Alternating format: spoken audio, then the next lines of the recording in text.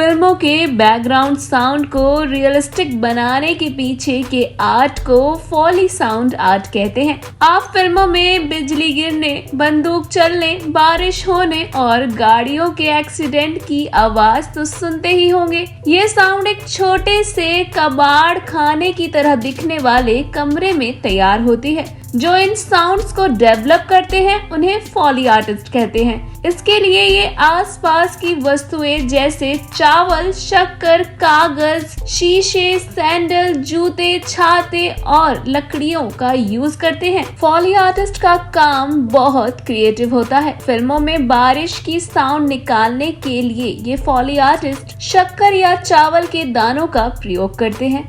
उन्हें छाते पर गिराते हैं जिससे बारिश की साउंड डेवलप होती है। फॉली आर्टिस्ट का काम कैसे करते हैं और कैसे किया जाता है, साउंड निकालने के लिए ये किस घरेलू चीज का प्रयोग करते हैं, आज हम इस वीडियो में इन्हीं पॉइंट्स पर बात करेंगे। आराधना स्टूडियो, जहां सैकड़ों फिल्मों में फॉली और सिंक साउंड का काम किया जा चुका है। यहाँ पर राजेंद्र गुप्ता, कर्नल सिंह, सज्जन चौधरी मौजूद थे। पहले की फिल्मों में ओरिजिनल साउंड ही यूज होते थे। टेक्नोलॉजी बेहतर हुई तो डबिंग की शुरुआत हुई। शुरुआती समय में ओरिजिनल साउंड ही फिल्मों में यूज कर लिए जाते थे, मतलब कि ऑन स्पॉट शूटिंग के दौरान निकली आवाज ही फिल्मों में यूज की जाती थी। उनकी अलग से डबिंग नहीं कराई जाती थी। उस वक्त तक ऐसी टेक्नोलॉजी नहीं थी कि साउंड को फिल्टर किया जा सके। धीरे धीरे टेक्नोलॉजी बेहतर हुई तो डबिंग की शुरुआत हुई।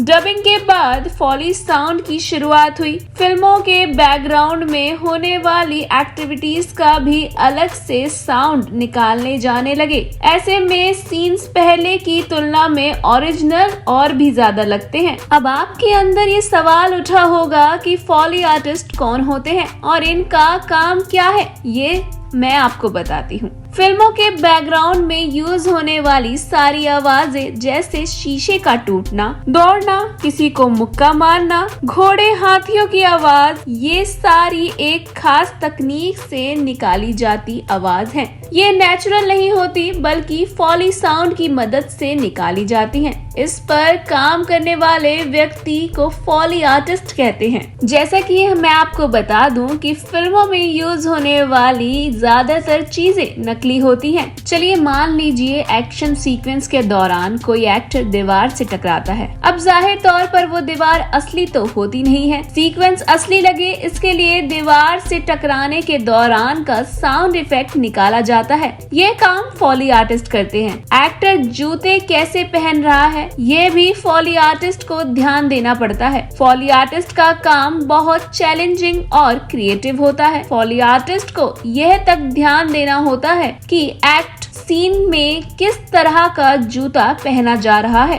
अगर लेदर का जूता है फिर उसकी अलग आवाज निकलेगी। इसके अलावा स्पोर्ट्स शूज, सैंडल और चप्पल है तो साउंड बदलती जाएगी। इसके अलावा जमीन की सतह कैसी है इस पर भी ध्यान देना पड़ता है। मतलब एक्टर फर्श, सड़क या पहाड़ी इलाके में चल रहा है तो इसका भी अलग साउंड निकालना होता है। इसके लिए फॉली आर्टिस्ट के पास हर तरह के जूते और चप्पल उपलब्ध रहते हैं। वहीं कर्नल सिंह और सज्जन चौधरी ने बताया कि अगर थप्पड़ का साउंड निकालना है तो एक चौड़ी लेडीज चप्पल को एक दूसरे से खूब तेज से टकराएं। इससे थप्पड़ की आवाज बिल्कुल ओरिजिनल की तरह निकलती है। फिल्मों में बारिश की आवाज डालने के लिए चावल, शक्कर और एक छाते का यूज किया जाता है। एक फॉली आर्टिस्ट दोनों हाथों में चावल या शक्कर को लेकर छाते पर गिराता है। इससे बिल्कुल वैसी ही आवाज निकलती है जैसे बारिश हो रही है।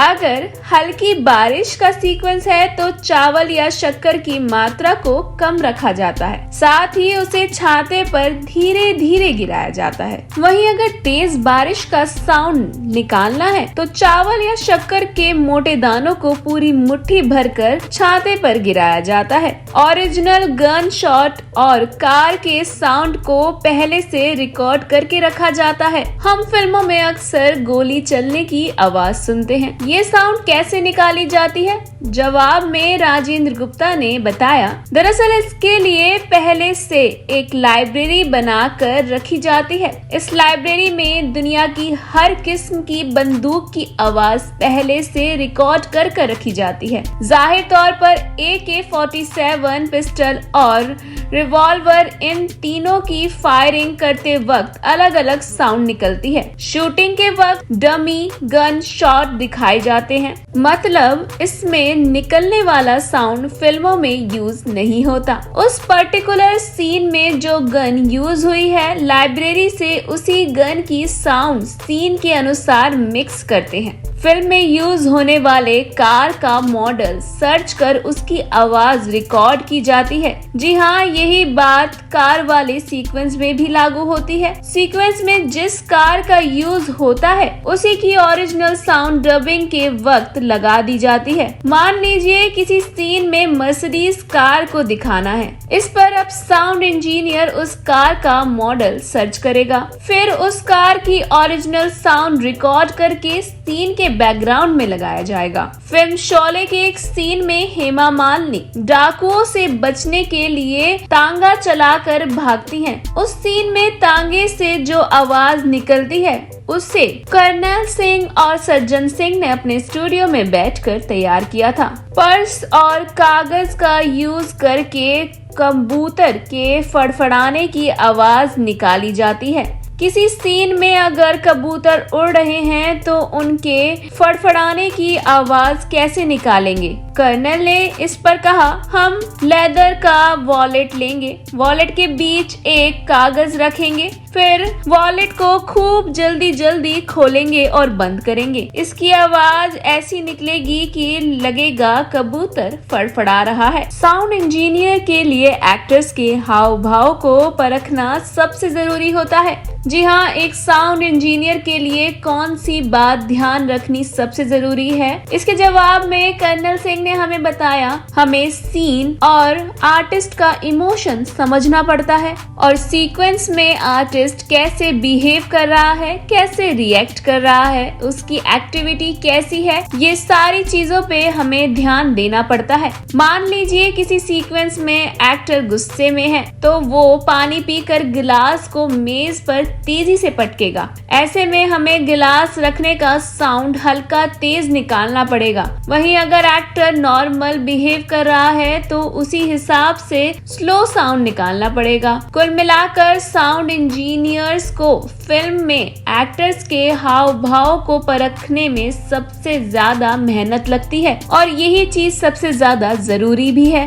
जहां मैं तब से फॉली आर्टिस्ट के बारे में बात कर रही हूँ तो अब आप ये सोच रहे होंगे कि ये फॉली शब्द आया कहाँ से है। चलिए मैं आपको बताती हूँ। अमेरिका में एक डायरेक्टर हुआ करते थे, जैक फॉली। वे हवा चलने, पानी गिरने, दरवाजा खुलने, पशु पक्षियों की आवाज को रिकॉर्ड किया करते थे। इन रिकॉर्डिंग्स को वो अपनी फिल्मों में यूज करते थे। उन्हीं की वजह से इन साउंड्स का नाम फॉली साउंड पड़ गया और इन्हें तैयार करने वालों को फॉली आर्टिस्ट कहा जाता है। इसी के साथ आपको एक फैक्ट बताती हूँ। आपको जानकर ताज्जुब होगा कि बाजीराव मस्तानी में घोड़ों की आवाज भी आराधना साउंड स्विच के स्टूडियो में तैयार की गई थी। इसके लिए जमीन पर मिट्टी डाल दी गई थी, उसके ऊपर 2 नारियल को एक एक करके पटका गया था। ऐसा करने पर बिल्कुल घोड़े के दौड़ने की आवाज आ रही थी। आपको ये वीडियो कैसा लगा और फॉली साउंड के और फॉली आर्टिस्ट के बारे में जानकर आपको क्या फील हुआ, हमें कमेंट सेक्शन में कमेंट कर जरूर बताएं। ऐसे ही आगे की मोर इंटरेस्टिंग अपडेट्स के लिए stay tune on Mayapuri cut.